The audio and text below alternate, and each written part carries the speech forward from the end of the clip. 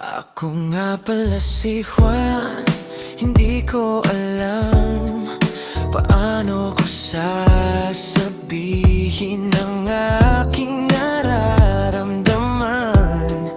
Pero ang sakit, sakit na parang ako yung sandalan pag may pera. Pero kapag ako ay walang pera ay para na akong hain. Pero kahit ganun pa man ay mananatili lang akong masaya.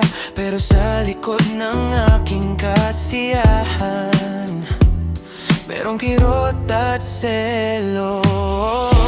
Bakit aking mga kapatid sila lang ang iyong nakikita, samantalang ako ay parang wala lang? Ganun talaga ang panahon ngayon. Kapag may pera, dyan lang nakikita ang iyong halaga. Bakit pa kasi nawala ang aking tatay? Siya lang ang aking sandigan. Parang gusto ko bumalik sa 80s. Kahit pa paano doon ako nakakaramdam nagsaya. Pwede ka maglaro sa kahit tumbang peso, luksong baka, tago-taguan. Palagi naman akong sumusunod sa inyo, pero ang masasabi kong lang sa aking mga magulang ay kahit ganun paman ay mahal na mahal ko kayo. Ang sakit kasing isipin na aking mga kapatid lang kaiyang ang katatid, siya lang wala yung nakikita.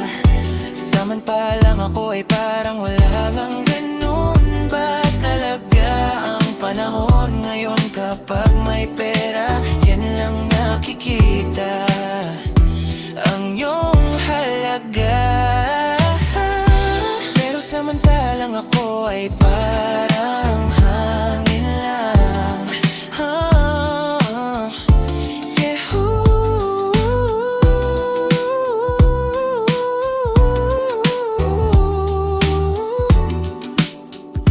Yeah,